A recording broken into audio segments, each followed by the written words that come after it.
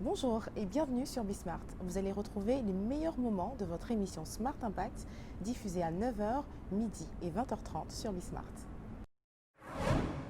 On est à la sortie des vacances. Quel bilan vous tirez de cet été pas comme les autres ?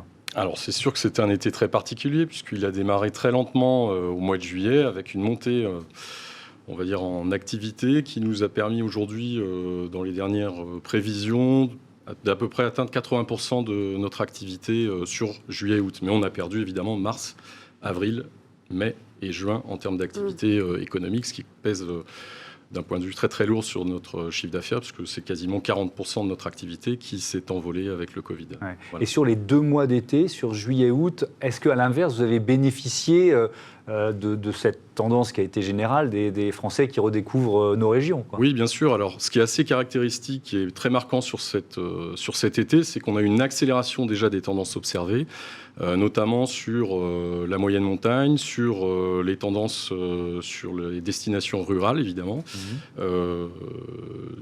Principalement la moitié nord de la France, qui a été largement bénéficiaire de ce courant, le taux d'occupation a dépassé les résultats de l'année dernière.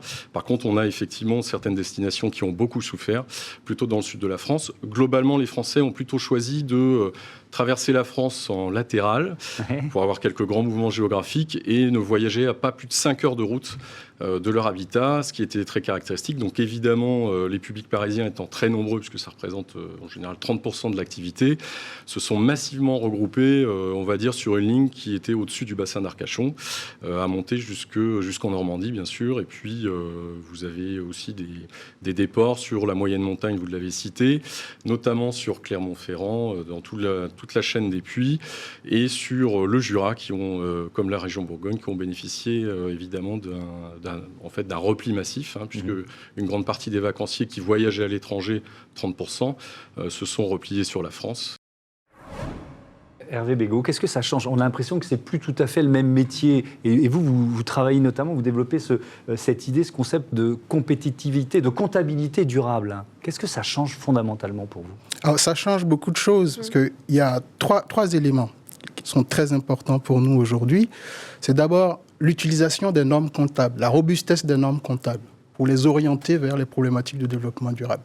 Deuxième élément, c'est d'utiliser justement les compétences de l'expert comptable, avec l'aide des scientifiques, des experts divers et variés, pour mieux collecter l'information environnementale et sociale, la fiabiliser, et ça c'est très important, et la consolider. Puis le dernier élément, et c'est le sujet sur lequel nous travaillons plus particulièrement, c'est valoriser ces éléments en euros, monétariser ces indicateurs pour donner aux dirigeants un outil de pilotage plus complet, plus facile à manier pour prendre les meilleures décisions en matière de développement durable. Ouais. Le président de l'autorité des normes comptables, Patrick de Cambourg, dit « Tout ce qui n'est pas traduit en unité monétaire aujourd'hui est sous-dimensionné dans l'entreprise ».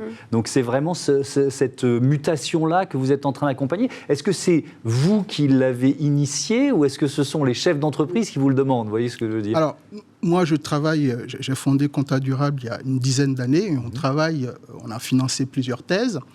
On a rejoint aujourd'hui une chaire avec Paris-Dauphine et AgroParisTech notamment. Donc, il y a un écosystème de chercheurs, évidemment avec les entreprises, puisque nous expérimentons ces modèles-là avec elles.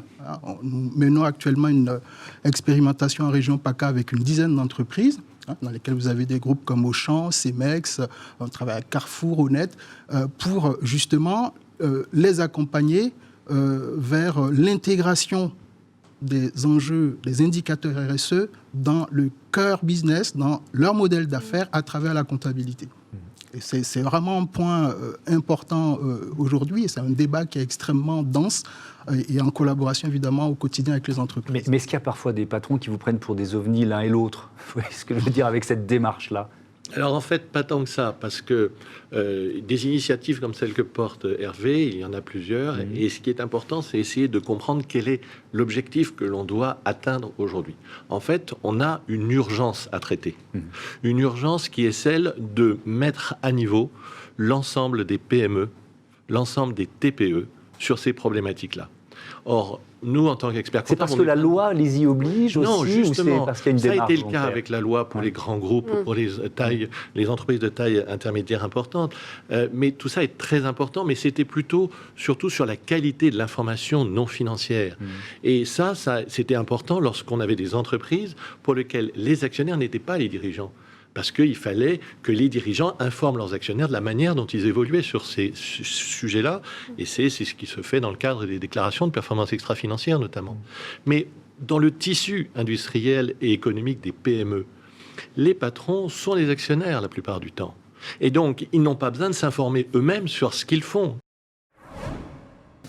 Là, vous avez un autre produit. Alors, c'est quoi? C'est du gel hydroalcoolique? C'est pour nettoyer la cuisine. C'est pour nettoyer le bureau. Là, vous trouvez que notre Smart Impact n'est pas assez propre? C'est ça. On peut passer un petit coup si vous voulez. Non, c'est un nettoyant cuisine. Ça fait partie de notre gamme. On a 4 produits comme ça, nettoyants. Ça illustre bien ce point d'accessibilité des produits. Parce qu'aujourd'hui, un produit nettoyant, c'est 95% d'eau. Donc, en fait, ce que vous avez l'habitude d'acheter au supermarché, c'est de l'eau. Ça ressemble... Voilà, à s'y méprendre, nous, avec Maxime, quand on a pris un peu de recul, on s'est dit, bon, finalement, c'est à 95%, c'est de l'eau. C'est une bouteille d'eau, plastique. Et en général, l'habitude, c'est du plastique à usage unique. C'est jetable. Donc, nous, l'idée, on s'est dit, pourquoi ne pas essayer de faire quelque chose d'un peu plus durable? On demande aux consommateurs d'investir un tout petit peu plus au début, mais ensuite, ils ont simplement, eux, à remplir eux-mêmes d'eau jusqu'au trait. Et en fait, nous, ce qu'on vend, c'est les 5% de concentré actif. Génial. Voilà. Et donc, en fait, c'est immédiat. Ça se mélange. Voilà. Et on a un nettoyant cuisine tout beau, tout prêt à l'emploi. Voilà.